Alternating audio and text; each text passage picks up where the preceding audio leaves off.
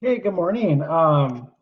It is Thursday. If a lot of you are on pace, you're probably on lesson 15-4 today, but you have tomorrow, Friday, to get the three lessons done for the week, 15-2, 15-3, 15-4.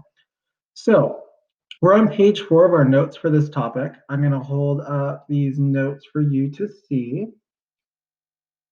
I would recommend pausing at any point to write these down in your notebook. This is page 4. So today, you're learning about the same shapes as yesterday.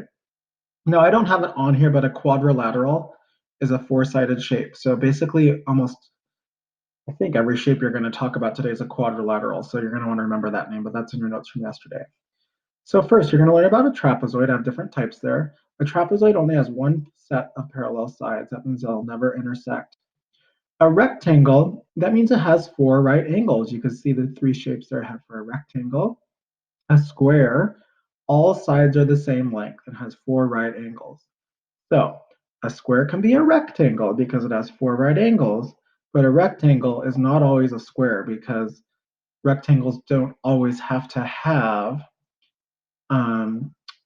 four sides the same length. Then you're going to learn about a parallelogram. A parallelogram has two pairs of parallel sides. You can see on these shapes here, I marked parallel sides with O's and parallel sides with X's.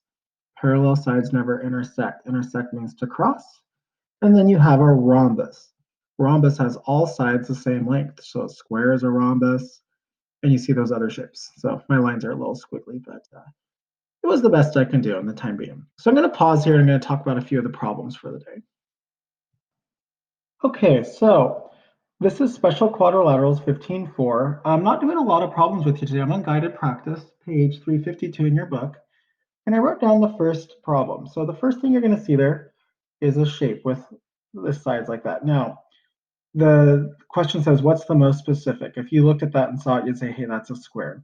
But it has several other names too. So the first name, I'm going to go this way across, is a quadrilateral. A quadrilateral has four sides. It's a square. It has four sides the same length and four sides the right angles. It's a parallelogram because it has two sets of parallel sides. It's also a rectangle because it has four right angles. And it's also a rhombus because it has all sides the same length. So I gave you number 1. That's the only problem I'm going to give you all the answers to today. Now, obviously, you know I send the answer key to your parents on Class Dojo.